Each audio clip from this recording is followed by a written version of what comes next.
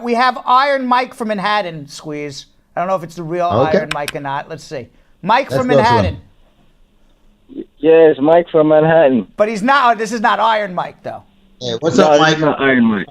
What's up? This is not Iron Mike, but it's Mike. It's just not Iron Mike. Just plain old Mike. What's up? What's your question? Yeah, my immigration question was, I went to my oath ceremony this morning to swear in as a citizen, but I have a pending case that's not closed out, so I don't have a disposition. But the thing is, they mailed me my letter to come swear in on this date, which is today. So I went there thinking like, oh, well, you know, they probably didn't see the case or whatever the case may be. I don't know. So when I went there, they said, you know, excuse me, sir, yeah, we can't go through with the process because you have a pending case and you have 15 days to respond from today. Now, my real question is 15 days, right? Is there anything I can do? Because my case that I have is not going to close out in 15 days. And if I don't bring that disposition within 15 days, then I know my whole process, of naturalization is going to have to start back over, all the way back over. Yeah, what you would need to do is just bring in a disposition about wherever it is pending at this moment. They're going to give you 15 days to do it. Hopefully, they'll keep your case open. They're not going to deny you. But that was a computer mistake. That was just an interview spit out by the computer, and when a human being actually saw that you have a pending case. You can't become a citizen with a pending case. So it's very possible that you may have to do this all over again.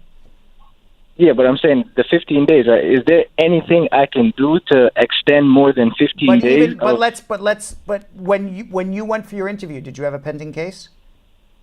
No. Okay. So the answer is whether you could or could not, you now have something that intervenes between your interview and your swearing-in date, which is an arrest, which bears on your good moral character.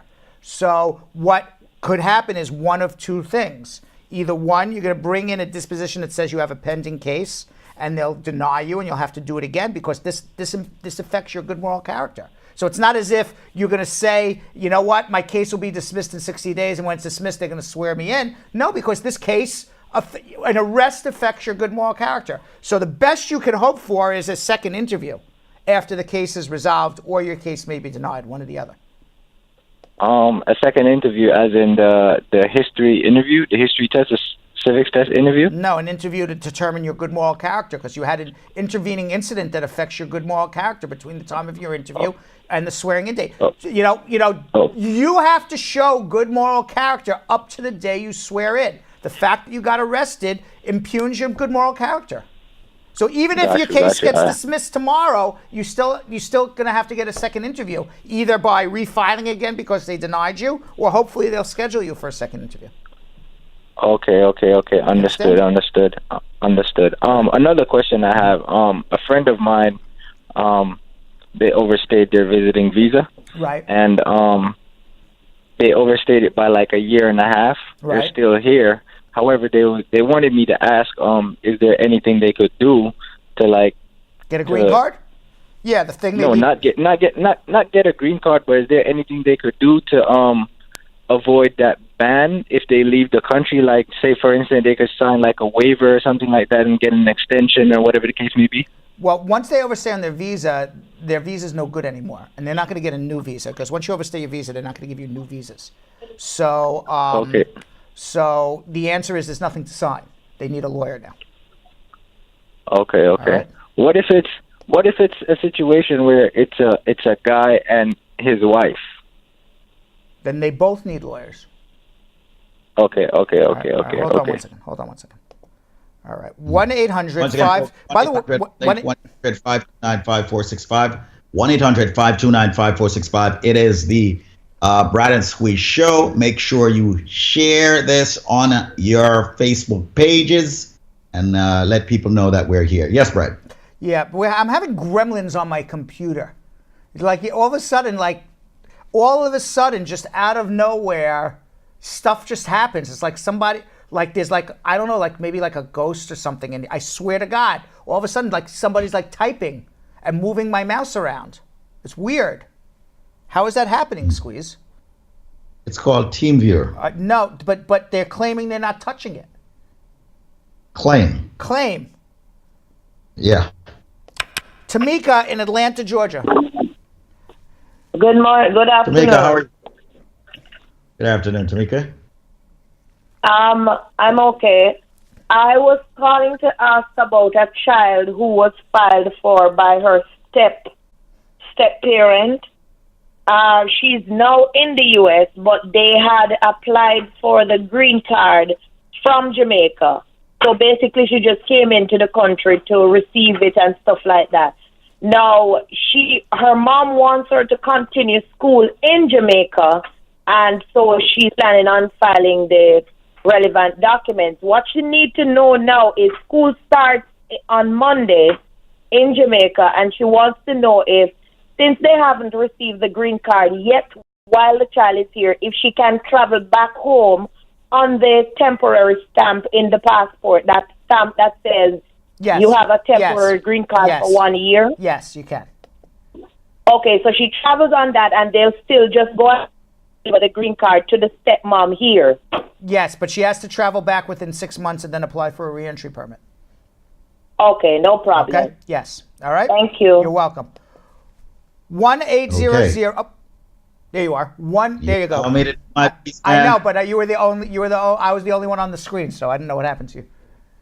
I'm here. You're here. That's what they're doing. You're talking when it's all about you, they put it on you. When it's about both of us. When it's just me talking, then it's just me. Direction here. I'm directing here. The number is 1-800-529-5465. Once again, the Brad and Squeeze Show, the noon edition, powered by, of course, our friends at usacreditrepairinc.com. Make sure you check them out. That's 1-800-529-5465. Call to get your immigration questions answered right now. 1-800-529-5465. Going to our social media, Queen Kim Moore, in approximately 3.5 minutes. So make sure you place your questions on the Brad and Squeeze page if you do not want to get on live with us by calling 1-800-529-5465. All right, let's get back to the calls, Brad. I want you to know Facebook is ablaze right now, and I can't believe someone's calling about their friend. They're ablaze about the friend. I have a friend. And then everyone's like, oh, here we go again, the friend. All right. What happened? Let's go to Keisha in South Carolina. Keisha. Hey, Brad. Hey, what's up? So this is my case. A couple years ago, my grandparents petitioned for all their kids and their children. And about 5 or 6 years ago, all the children came up, and like the following year, the grandkids came up. But the thing is that my father was a bit laid back, so my sister and I did not get to come. And he died last year, unfortunately. And I'm now living in the United States, so just wondering if there's anything that can be done to continue this process. Your dad filed for you? Yes, sir. All right, yeah, so you can have a close relative step into the shoes of your father, and then you can adjust your status under Section 204L. So we can certainly help you. About how long would that take? It depends on where you are on the waiting list for your priority date. Okay, so... When did your father file for you? I was a kid then. It's about 6-7 years ago. Okay, so probably you're very close. So hold on and make an appointment. We can help. Hold on. Okay. All right. And we can help you all the way from South Carolina. Okay, thank you, Brad. 1-800-529-5465. That's 1-800-529-5465.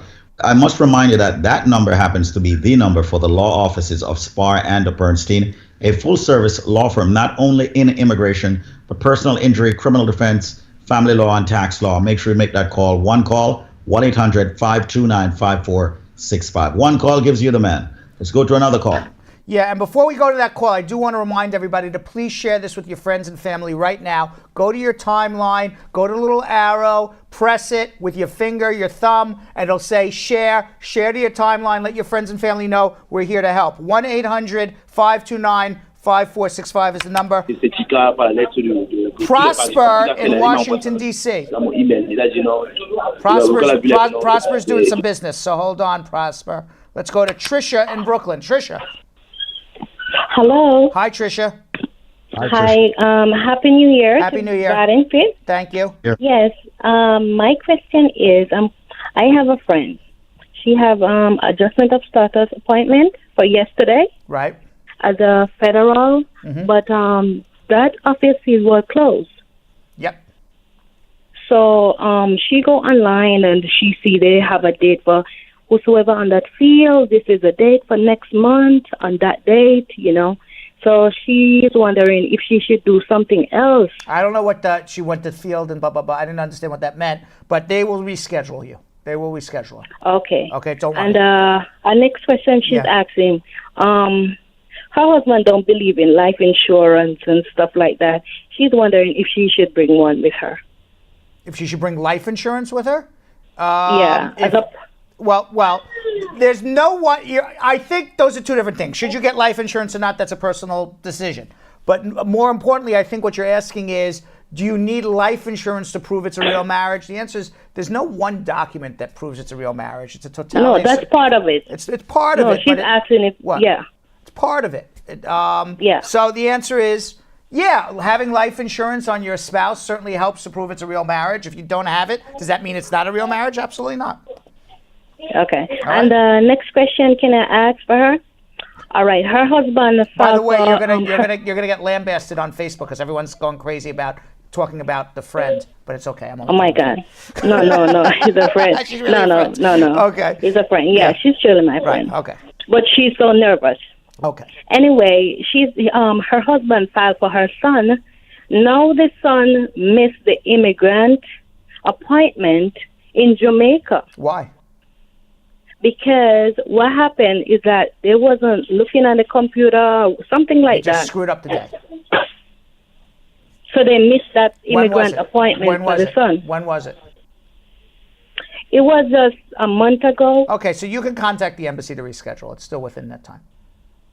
Okay. All right, and you should do that. Thank you so much. But if you don't contact them, they're not going to know to reschedule. You got to contact them. Oh, she said her husband sent an email. Did he get a response? Not yet. All right. About how long? 2 weeks now. All right. So if you don't get a response in 6 weeks, call us. They should respond within 6 weeks. All right. Okay. You're welcome. Thank you so much. Morning. I enjoy your show a lot. Thank you very much. After my friend introduced me to the show. Thank you. Yeah, I have this simple question. I'm married to my wife for the past 11 months. All of a sudden, we got some issues and she left. I've been trying to reach her. I can't reach her. But what I noticed is we use joint account and she still keep operating the account, still keep getting money from the account to sort out the former boyfriend that's in jail. So now I want to go for a divorce. However, I have this my 485 on process. Do I have a case? You have a case. You have a case to get a divorce. That's for sure. You don't want to be a sucker anymore. That's for sure. She's taking your money and giving it to the ex-boyfriend. But in terms of your immigration case, it's a dead marriage. You got to show up with your wife unless you can show abuse. If this is not abuse. This is just a woman suckering you. Taking your money and giving it to your ex-boyfriend. So, I would just withdraw the adjustment. Hopefully immigration leaves you alone, get a divorce, and then figure out another way. All right, thank you. You're very welcome. 1-800-529-5465. Melinda in Queens. We're going to go to Melinda in Queens, and then we got Jacqueline, I believe, Jacqueline Arouk standing by, and she's going to be talking about people who are in the military, how they can help their relatives. Lots of people in the military, how they can help their relatives. Let's go to Melinda in Queens. Hi. Hi, Melinda. I'm trying. Yes, how are you? Wonderful, Melinda. What's happening? Okay, I have a question. My question is, I'm sponsoring my husband. Mm-hmm. I'm a permanent resident. Right. But we're trying to see if there's any way that I know the petition takes approximately 2 years. If there's anything that we can do within the legal terms for him to be here faster. You can become a citizen, obviously, and you don't need me to tell you that, but assume you're not going to become a citizen in the next 2 years. Have you filed for him already? Yes, I did. So now, because you filed for him, you can only apply for non-immigrant visas that do not have a non-immigrant intent. What that means is, having a non-immigrant intent means I don't have the intent of getting a green card. He's already shown the intent of getting a green card. So there's very few visas that you can get a non-immigrant visa and still be able to show an intent of getting a green card. It's an H-1B visa, which are professional work visas. I don't know what his education is, or if he has a job sponsor. There's E-visas that you can have a dual intent. O visas are dual intent, which are people of extraordinary ability in the arts, sciences, business. But short of that, unfortunately, he's just going to have to wait it out. Okay. All right? Okay. All right, sorry about that. Yeah. Let's go to another. Let's go to the next call. We got Lisa in Brooklyn. Lisa, Lisa. Hi, good afternoon. how are you? I'm good. What's up? What's up? What's up? I don't know. I normally just look at you guys every day. Yeah. I sent I type out a leave my question on the media, but nobody never respond to it anyway. So All right. So now you got me listening intently. Read the question to me. okay. The thing is that my petition was sent in last year. The date is third month, the third, and for a work permit also. Who petition for what? It was a domestic violence case. All right. So you filed a VAWA application. It was filed when? Is a VAWA? I didn't marry. I'm not married. I had a domestic VAWA is the domestic violence case of violence against women. Okay. Yes. So when was that done? So last year I received a receipt. The notice dated. Okay. Did you get a work permit? Did you get a work permit? No, I did not. Was your spouse a citizen? Pardon? Was your spouse a citizen? Yeah, he is a citizen also. I have a child for him. Okay, so then you should have been filing an adjustment application. That's why you didn't get the work permit. You need to file an adjustment application with the VAWA application. There's no reason not to. I did not file because I went to the non-profit place. Okay, so then the non-profit people didn't do what they were supposed to do, which is file a VAWA application and file an adjustment application. If they did what they were supposed to be doing, then you would have a work permit. What do you mean by adjustment? So when you file, when you are a victim of violence by a U.S. citizen, or if you are married to a U.S. citizen, your U.S. citizen is filing for you. So hear me out. Either way, you're eligible to apply for the next available green card. That's called an adjustment of status. All that has happened so far is you filed a visa petition to establish that you're the victim of a crime, victim of domestic violence against a U.S. citizen. But that doesn't entitle you to apply for an interview for your green card. The adjustment is, I want to get an interview. You're entitled to the next interview because you are a victim of domestic violence by a U.S. citizen husband. The process of applying for the interview is what entitles you to the work permit. You are not entitled to a work permit as a VAWA applicant unless your VAWA application is approved, which takes 18 months. So what should happen is you should file the VAWA application and an adjustment, which is your request for an interview simultaneously, so you can get your work permit right away. Oh, the thing is that me and my baby father, we never married, but we just had a partnership license. We have a child together. We used to live together. We never married. Okay, so then you did not file a VAWA application because you never had a legal marriage. Maybe you filed a U visa. That's what I'm saying. That's what I'm holding. That's what I'm saying. All right, so you filed a U visa application. Yeah, okay, it's a U visa. Okay. So now, has your U visa been filed for more than 6 months? Yes, that's what I'm saying. It's filed. Has your U visa? Just answer the questions because we're going to sit here for 20 minutes. Yes. Okay. If it's been pending for more than 6 months and you can show a need for a work permit, you can go and apply for your work permit now, and we can certainly help you. No, but they're not. They applied when the lawyer sent in the stuff. He sent in the work permit and everything. Are you listening to me? Okay. You cannot file for a work permit with your U visa application. Okay. So either your lawyer doesn't know what the hell they're doing, they're miscommunicating to you, or you don't understand. You cannot file for a work permit with a U visa, which is why I asked the question. How long has your U visa been filed? It's been filed now more than 6 months. At the 6-month mark only can you file for the work permit. Now is when you do it. And you have to show a humanitarian reason why you need it. And I assume you have that reason. Yes. Okay, hold on. We can help you, Lisa. Hold on. You need help. All right? And of course, she hangs the phone up after all of that. She hung up. Of course. Why did she hang up? I don't know why she hung up. Let's go to Jeff in Brooklyn. Yeah. Jeff. Jeff, How you doing, Burns? How you what's doing? up? Good afternoon. Good afternoon. I'm Hey, good. what's up? I got a question for you. I've been in a relationship, married, had 2 kids. You know, we got divorced, and we got back together, and you know, we just went to a very abusive relationship. So I get out of it, and I file for, you know, emotional distress, all of the above.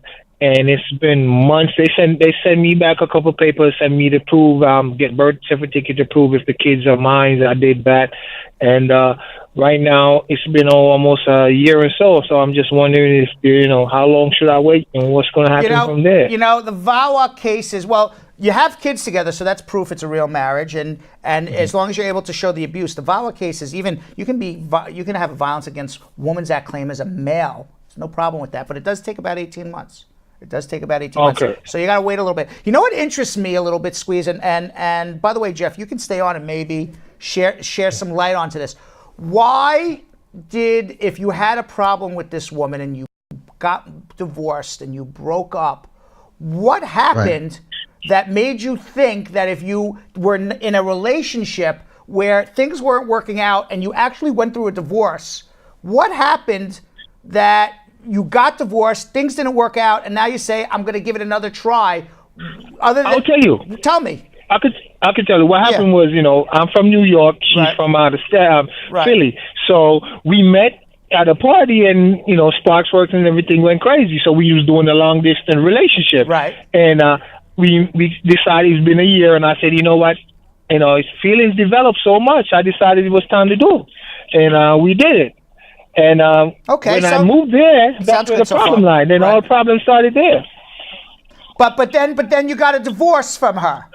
And then you said you got remarried to her again. So really what I found interesting is things didn't work out. They didn't work out to the point where you guys said, I don't want to be in a marriage with you. We're getting divorced. And you go through an entire process of terminating your marriage. And then all of a sudden, it's the kids.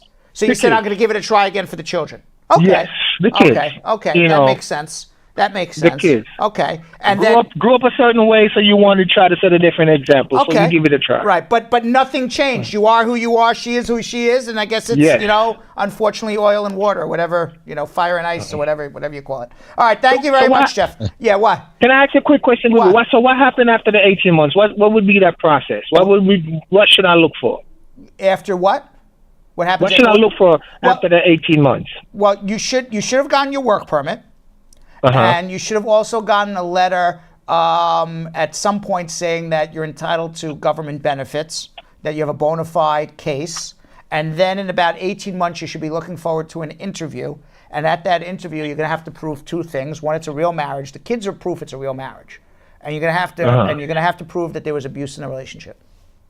Okay. All right? All right. All right. Good luck with that, Jeff. If you need help, give us a call. All right. All right. Thanks a lot, Jeff, for calling Brooklyn. I always 1-800-LAWLINK. I always find it interesting why people go back together after it doesn't work out, Squeeze. Yeah, I find it very interesting. Why would anybody want to go back for more torture? Yeah, why? Why? Some of us, I guess, are just gluttons. Some people are gluttons for punishment. I was just curious. I know people like that. I know people like that, I have very close friends. I have close friends, too. I know gluttons. Gluttons! All right, let's find Shauna. Shauna in Flint, Michigan. Shauna. Hello, hi. Hi, how are you? All right, I have a question here. I've been married to a U.S. citizen since August, right? But the thing is, I haven't submitted my document as yet because he didn't file his tax return for last 2016 and 15. Why don't you get a second affidavit of support from someone else and file it? Yeah, I'm thinking of doing that, but does he still need to submit an affidavit of support along with his sister is going to do it? So does he need to submit one with his sister? He has to submit an affidavit of support and show he didn't work. I assume he didn't work because he didn't pay a tax return. He worked. Oh, well, then he better pay a tax return because now he's ripping the government off. All right. Yeah, so he'll need to file before I can submit. That's what you're saying? Yes. He needs to file the last 2 years before I can submit? And quite frankly, he's going to owe taxes, which is why he doesn't want to file it, which is why he should be speaking to Carmela in my office, because if you can't afford to pay your taxes, Carmela's a great tax attorney, and she will negotiate that tax debt down substantially. Precisely. All right, so hold on 1 second. Okay, sure. All right. I just want to say, Squeeze, we got about 3 more calls. Why don't we do what we did this morning? I'm just going to orally say that prior successful results do not guarantee a similar outcome. This has been an attorney advertisement. Give us a call at 1-800-529-5465. That's the disclaimer for WVIP, because we're going to be off the air on WVIP in about 60 seconds or so. But if you are listening on WVIP and you have a telephone, and most people do, you can go on Facebook right now, log on to the Brad and Squeeze Show, like us, subscribe to us, and we're going to continue the show live on Facebook for another few minutes, 5-10 minutes or so, while we get through the rest of our questions here. How's that, Squeeze? And you said it orally, not verbally. Orally, verbally, loudly. Yeah. However I say it. It was said. It was said. It was said. And I said it. And thus it was said. All right. That's like saying you take out your thumb to press the button, or a finger to press the button to share. I'm like, what else are you going to use? Your mouth? Hold on. Yeah, you can use your elbow. You can go with your nose. Have you ever tried? You wouldn't know this because you're in Jamaica, okay? But I have the iPhone 10, okay? I'm all buttoned up walking. It is -5 degrees outside. And you take your phone out, and with the glove, it doesn't work. So then I looked at it with my face, but my face is all covered, so it doesn't recognize my face. So I swear to God, this morning, I tried my nose like this to get the phone to work. And the nose worked? No, it doesn't work. You cannot use your nose to get your phone going. All right, so I have tried it, okay? So you're like, what do you think they're going to do? I've tried it. There's an example right there of trying it. All right, 1-800, oh my God, Squeeze, as soon as I said we're going to continue, the phones start lighting up. Of course. What do you think? What do I think? I think we could sit here for hours doing this, just answering immigration questions. Yeah. All right, let's go as quickly as we can, okay? Yes, let's do that. All right. Denise in Sacramento, California. Yes, I have a question. I'm married to a Nigerian, and he's in Nigeria. What is the quickest way to file for him to get here? Fiance, you're married to him? Yeah. I-130 visa petition. Excuse me? I-130 visa petition. Do it right now. File it today. Put it in the mail today. And as a matter of fact, it take about a year. Yeah, we can actually help you with that. Let's hold the line. And we can help you. Hold on 1 second. Let's go to Richard in Fort Lauderdale, Florida. Rich. Hello, gentlemen. How you doing? How are you? Not too bad. I got a question. I'm a citizen, and my wife have a 2-year conditional residency, and she filed for to lift the condition, but it's been a year and a half now, and we have not heard anything yet. What's the next step? Did you you got an extension, right? They gave her a letter, and that letter expired. And all right, so go down to the local office, get a stamp in her passport to extend her stay for one more year. Hold on the line, have a consultation with us, and let us follow up for you. Okay, hold on. Let's go to Alice in Brooklyn. Alice. Hey guys, I have a very quick question. Go ahead. I'm still on the floor, but talk to me. I have a friend that's 64 years old, and she's met this young guy that's 20-something years old, and they've been dating for a while, and they want to get married. But I'm laughing. Is that normal? Is that normal for a 64-year-old woman to marry a 25-year-old man? 21. Is that normal? In nobody's book is that normal. Does that mean it does? Does it happen? Yeah, it could happen. It does? I assume it does. But you're asking me, is that normal? Normal means is what a majority of people would think, and I would say most people would say that is not normal. Does that mean it's not a real marriage? Does that mean it's not a bona fide marriage? I don't know. If they're in love, they're in love. What can I say? They're in love, and she wants to file for him, and I'm sitting there going, I don't think so.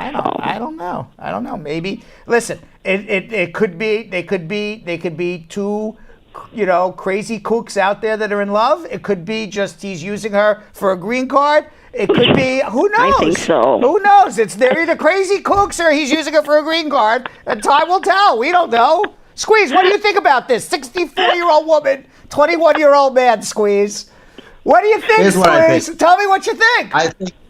I believe that if they do decide to do this, they should definitely have an attorney by the name of Brad Bernstein. I don't even know if I want that case. Squeeze, I think they should call somebody else. I don't even think I want that case.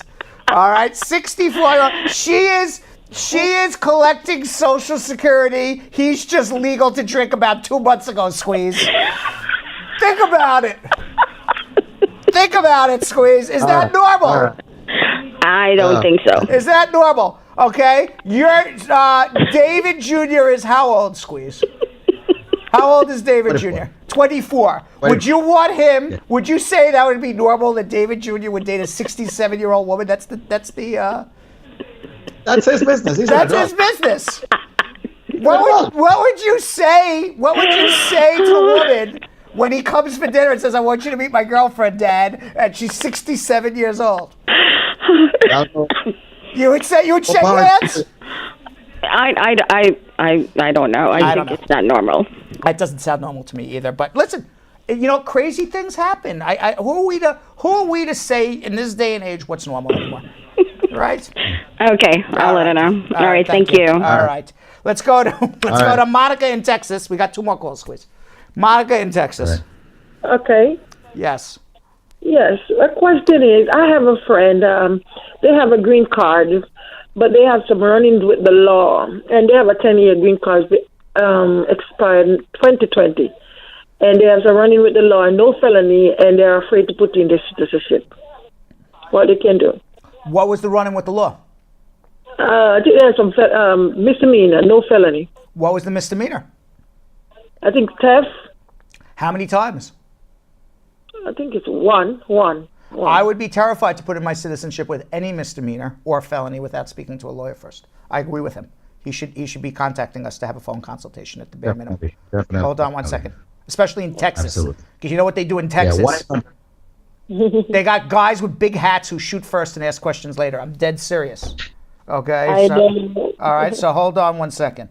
All right, let's go. Yeah. Finally, Alicia, Squeeze, right around the corner from you in Kingston, Jamaica. She says she's your neighbor. Are you neighbors with Squeeze? No, I'm not neighbors with Squeeze. Do you know where Squeeze lives?